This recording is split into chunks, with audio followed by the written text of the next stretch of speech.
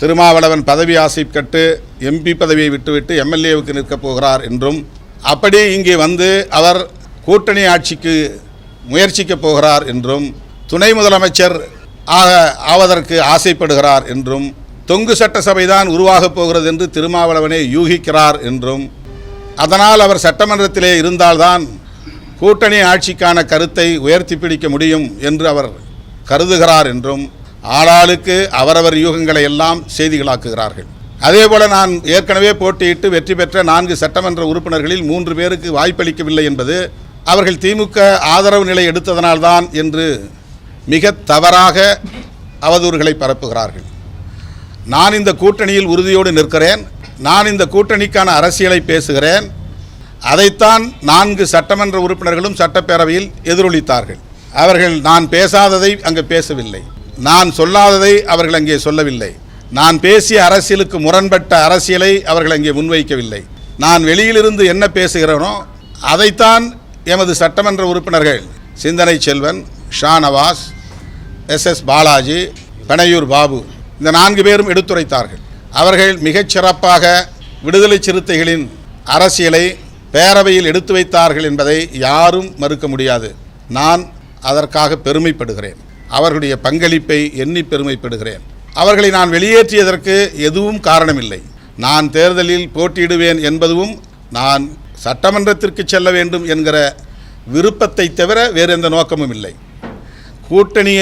கூட்டணி ஆட்சியை உருவாக்க வேண்டும் என்று விரும்பினால் சட்டமன்றத்திற்கு போகாமலும் கூட நான் அதை செய்ய முடியும். சட்டமன்றத்திற்குள்ளே போய் தான் அதை செய்ய வேண்டும் என்று இல்லை.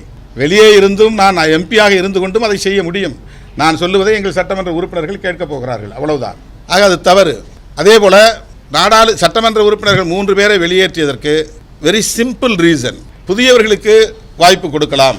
ஏற்கனவே இவர்கள் வெற்றி பெற்று ஒரு முறை சட்டமன்றத்திற்கு போய் அதை பார்த்து விட்டார்கள்.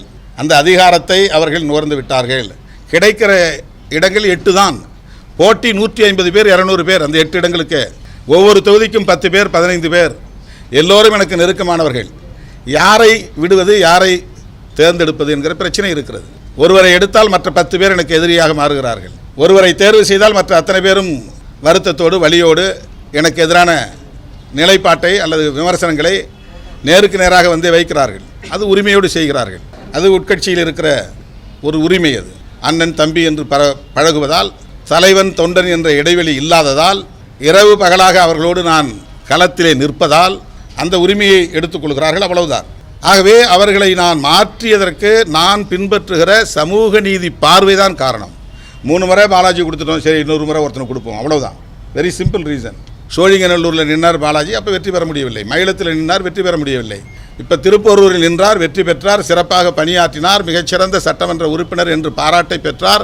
முதலமைச்சர் உட்பட அதில் இருந்த அத்தனை அமைச்சர்களும், என்னிடம் சொல்லாத அமைச்சரே இல்லை. இன்றைக்கி சட்டசபை அலங்காரமாக இருக்கிறது என்றால் அதற்கு சிறுத்தைகள் தான் காரணம் என்று பல பேர் இடத்தில் சொல்லியிருக்கிறார்கள்.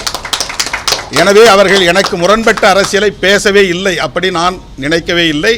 சோஷியல் மீடியாவில் பேசக்கூடியவர்கள் அல்லது விடுதலை சிறுத்தைகளை பிடிக்காதவர்கள் அல்லது திருமாவளவன் வளர்ச்சியை பொறுத்து கொள்ள முடியாதவர்கள் பரப்புகிற அவதூறு அது.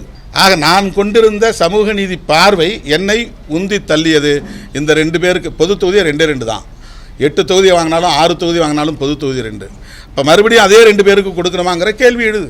இயக்கத்தொழில் எழுப்புறாங்க. இன்னும் 5 வருஷம் கழிச்சு தான் எம்எல்ஏ எலெக்ஷன் வரும். அப்போல்லாம் நாங்கள் இருப்போமா இல்லையான்னு தெரியல. எங்களுக்கு ஒரு வாய்ப்பு கொடுங்க. நீங்கள் ஷாநவாஸ்க்கு வந்து குன்னத்தில் ஒரு வாய்ப்பு கொடுத்தீங்க, அதில் ஜெயிக்கலை. நாகப்பட்டினத்தில் நின்னார், ஜெயிச்சிட்டார். 5 வருஷம் அவர் பணியாற்றிட்டார். அவர் வந்து வெளியில் நின்று இதே மாதிரி பேசக்கூடியவர் தான். அந்த ஆற்றல் அவருக்கு இருக்குது. இதே அரசியல் அவரால் பேச முடியும். இப்போ நாங்கள் உள்ளே போய் பார்க்குறதுக்கு எங்களுக்கு ஒரு வாய்ப்பு வேணும். நாங்கள் சட்டமன்றத்தில் உட்கார்றதுக்கு ஒரு வாய்ப்பு வேணும். இது இந்த கோரிக்கை ஒரு ஜனநாயக கோரிக்கை. அது அந்த கோரிக்கையை நான் ஒரு சமூக நீதி பார்வை அடிப்படையில், சரி தம்பிங்க தானே, நம்ம கூட இருக்கிறவங்க தானே சொல்லிக்கலாம், நாம் எடுக்கிற முடிவுக்கு எந்த இன்டென்ஷனும் ஒரு உள்நோக்கமும் அதனால் நம்ம எடுத்துக்கிட்டு சொல்லலாம் அப்படின்னு நான் முன்கூட்டி சொல்லலை, அவ்வளவுதான். ஷாநவாஸ் வந்து நாகப்பட்டினம் இல்லை அப்படின்னு தெரிஞ்ச உடனே ராயபுரம் வாங்கி கொடுங்கன்னார். ராயபுரத்தை வாங்கின பிறகு அது சரியாக இருக்காதுன்னு பல்லாவரம் கேளுங்கன்னார். பல்லாவரம் வந்து தேமுதிகவுக்கு போயிடுச்சு, வேறு தொகுதியே இல்லை. அப்போ நாங்கள் சவுத்தில் கேட்டோம், அங்கே எங்கெங்கே கேட்டோம், எங்கேயுமே முடியல. முதலமைச்சர் தலையிட்டு பண்ருட்டியை கொடுங்கன்னு சொன்னார். அப்படி தான் அது வந்துச்சு. இப்போ அந்த இடத்துல கடலூர் மாவட்டத்தை சார்ந்தவர்கள் உள்ளூர் என்கிற கோரிக்கை நாளுக்கு நாள் வலுத்து வருகிறது. இதுக்கு முன்னாடி வந்து டாப் லெவலில் இருக்கிறவங்கள முதல்ல நம்ம வந்து சாட்டிஸ்ஃபை பண்ணி ஆகணும். 30 வருஷமாக என்னோட பயணிக்கிறவங்கள நான் சாட்டிஸ்ஃபை பண்ணி ஆகணும். 24 மணி நேரம் என்னோட இருக்கிறவங்க நான் சாட்டிஸ்ஃபை பண்ணி ஆகணும். வழக்குகளை சுமக்கிறவங்க, அடிபட்டவங்க, ரத்தம் சிந்தினவங்க, சிறைச்சாலை சென்றவங்க, அவங்க வந்து என்கிட்ட கோரிக்கை வைக்கும்போது அவங்களாம் இல்லை போ நான் என் விருப்பப்படி கொடுப்பேன் அப்படின்னு நான் கொடுக்க முடியாதுல்ல. இன்றைக்கி பெரிய குளத்தில் வந்து ஒரு தம்பியை போட்டிருக்கிறோம், சக்திவேலுங்கிற ஆற்றல் அரசுனா, அவருக்கு ஏற்கனவே 2 முறை வாய்ப்பு கொடுத்துட்டோம். பக்கத்தில் உட்காந்துருக்கிற பாவலனும் கேட்டார், கனியமுதன் கேட்டார், அந்த ஊரில் இருக்கிற கோவிந்தராஜனுங்கிற தமிழ்வேந்தன் தமிழ்வாணன் கேட்டார். ஆனால் நான் அவங்களெல்லாம் கொடுக்காம இவருக்கு கொடுத்தேன். ஏன்னா அவர் என்னோட எப்படி ட்ராவல் பண்ணார், எத்தகைய அடக்குமுறைகளை சந்தித்தார், அவர் ஒரு முறையாவது உள்ளே போகட்டும் அப்படின்னு எனக்குள்ளே இருக்கிற உள்ளுணர்வு தூண்டிச்சு. ஏற்கனவே 2 முறை வாய்ப்பு கிடைச்சாலும் கூட அவருக்கு அப்போ வந்து சாதாரண ஒரு கூட்டணி 2001 நாங்கள் ரொம்ப வலுவில்லாத ஒரு கூட்டணியில் இருந்தோம். அடுத்து மக்கள் நல கூட்டணி, வலுவில்லாத ஒரு கூட்டணி. இப்போ இந்த முறை அவர் வந்து கேட்குறார், ஒரு ஃபோனில் வந்து அவர் வந்து என்னை பழைய காலத்துக்கு எடுத்துகிட்டு போயிட்டார், ரீகால் பண்ணிட்டு போயிட்டார். உடனே நான் வந்து சரிப்பா நீ போய் நில்லு அப்படின்னு சொல்லிட்டேன். இப்படி தான் வந்து தேர்வு பண்ணுறோம். அப்போ அது மாதிரி தான் வந்து பாலாஜியை ரீப்ளேஸ் பண்ணதும் சரி, ஷானவாஸை ரீப்ளேஸ் பண்ணதும் சரி. அடுத்த செகண்டே பாலாஜி அண்ணா எடுத்த முடிவை நான் ஏற்றுக்கொள்கிறேன், அண்ணனோடு எப்போதும் நான் உடனிருப்பேன் அப்படி மெசேஜ் போட்டார். உடனே அன்னைக்கு அந்த அறிவிப்பு செய்த உடனே அதில் அவருக்கு எந்த வழியும் இல்லை. அன்னையிலேருந்து என் கூட தான் அலுவலகத்தில் இருக்கிறார். ஷானவாஸ் இப்போ தான் வந்து என்னை பார்த்தார். கிட்டத்தட்ட 1 மணி நேரம் என்னோட பேசிகிட்டு இருந்தார். நான் வந்து பிரச்சாரத்துக்கு போகிறேன், என்னுடைய டூர் ப்ரோக்ராம் அறிவிங்க, என்றென்றைக்கும் வந்து இந்த கட்சியின் நலன்களுக்காக மட்டுமே பாடுபடுவேன் அப்படிங்கிற ஒரு தகவலை சொன்னார். நான் ஏன் உங்கள் பேரை விடுபட்டு போச்சு, ஏன் நான் அது தவிர்த்தேன் அப்படிங்கிறதுக்கு நான் விளக்கம் சொன்னேன். ஏன்பா நான் சொன்னால் நீ கேட்டுங்கிற நம்பிக்கையில் நான் மாற்றினேன், அவ்வளோதான். அவரும் இஸ்லாமியர், அவருக்கு ஒரு வாய்ப்பு நம்ம இந்த முறை கொடுக்கணும், அதனால் கொடுத்தோம், தப்பாக எடுத்துக்காதீங்க. அடுத்த சுழற்சி இன்னொரு இஸ்லாமியர் கொடுப்போம். இனிமேல் அவர் தோத்தாலும் ஜெயித்தாலும் அவருக்கு கொடுக்க போகிறதில்ல, அடுத்து ஒரு இஸ்லாமியருக்கு நம்ம வாய்ப்பு கொடுக்கணும். இப்போ இது வேண்டாம், ரொம்ப குறைவான எண்ணிக்கை உள்ள இடங்கள் இருக்கும்போது, போட்டி கடுமையாக இருக்கும்போது அதை வந்து நாம் இந்த மாதிரியான ஒரு சமூக நீதி பார்வையில் நம்ம அட்ஜஸ்ட் பண்ணுறோம், அவ்வளோதான். இதை வந்து ஊடகங்களில் அவங்கெல்லாம் திமுகவுக்கு சொம்படிச்சதுனால தான் திருமாவளவன் தூக்கி போட்டார் அப்படிங்கிற ஒரு நேரேஷன், ஒரு கருத்துருவாக்கம் பண்ணுறாங்க. அதெல்லாம் தாண்டி இப்போ தான் நான் கோர் சப்ஜெக்ட் வரேன், மெயின் சப்ஜெக்ட் வரேன். நான் வந்து ஆசைப்பட்டேன், அவ்வளோதான். சட்டமன்றத்துக்குள்ளே போகலான்னு ஆசைப்பட்டேன். ஒரு வார்த்தை என்ன சொன்னேன்னா, அது எங்கள் தம்பிகளுக்காக, நான் ப்ரெஸ்ஸில் சொல்லலை, நான் ஃபேஸ்புக்கில் லைவில் சொன்னேன். 2026 சட்டப்பேரவை தேர்தல் முடிவுகளுக்கு பிறகு தமிழ்நாட்டு அரசியல் சூழல் மாறும். அப்போ நான் சட்டமன்றத்தில் இருந்தால் நல்லதுன்னு நான் நினைக்கிறேன், அவ்வளோதான். இதில் எனக்கு எந்த விஷனும் பெருசாக கால்குலேஷன் அது இது எதுவுமே கிடையாது. இது டார்கெட்டட், எது தமிழ்நாடுங்கிறது குறிவைக்கப்பட்ட ஒரு மாநிலமாக மாறி இருக்கு. பிஜேபியும் அதிமுகவும் இங்கே இருக்கக்கூடிய சமூக நீதி அரசியலை சீர்குலைக்கக்கூடிய ஏற்பாடுகளை செய்து கொண்டிருக்கிறார்கள். அப்படிப்பட்ட நிலையில் சட்டமன்றத்திலும் இருப்பது நல்லது அப்படி தான் நினைச்சேன், அவ்வளோதான். சட்டமன்றத்திலும் இருப்பது நல்லது, அவ்வளோதான் என்னுடைய எண்ணம். இதில் யாருடைய இன்ஃப்ளூயன்ஸும் கிடையாது. ஒரு செய்தி நான் உங்களுக்கு சொல்ல கடமைப்பட்டிருக்கிறேன், என்னை வந்து யாரும் இன்ஃப்ளூயன்ஸ் பண்ண முடியாது. இதை செய் அதை செய் அப்படின்னு என்னை கட்டளையிட்டு என்னை வந்து வேலை வாங்க யாராலும் முடியாது. அது எந்த காலத்திலும் நடக்காது. நான் நல்லது கெட்டது எல்லாவற்றையும் சீர்தூக்கி பார்த்து நான் போட்டியிட வேண்டும் என்று முடிவெடுத்தேன்.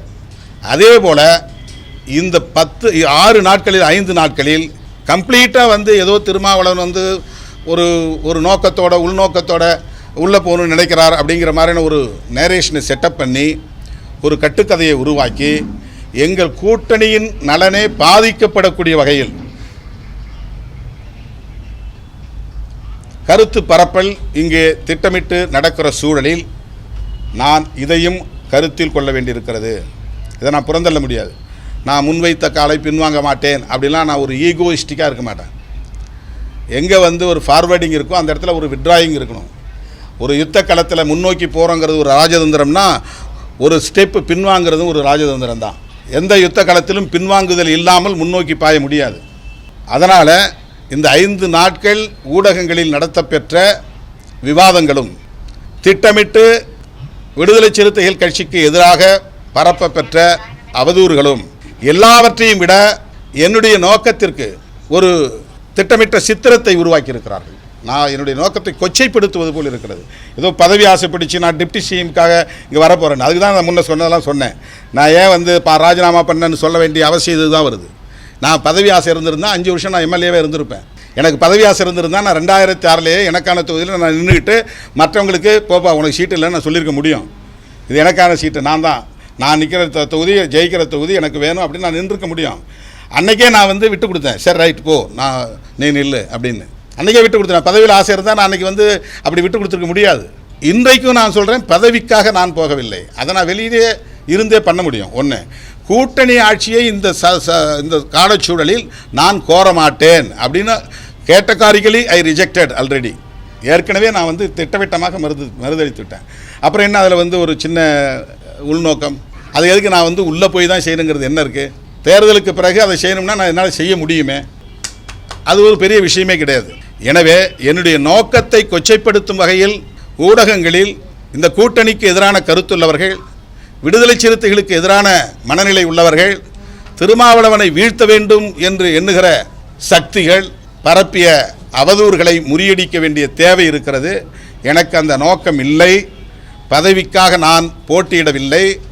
நான் போட்டியிடுவதால் இந்த கூட்டணி வெற்றி பெறாது என்கிற தோற்றத்தை உருவாக்குவது ஏற்புடையதல்ல. 200 இடங்களில் மதசார்பற்ற முற்போக்கு கூட்டணி வெற்றி பெறும் என்று நான் அறுதியிட்டு கூறுகிறேன்.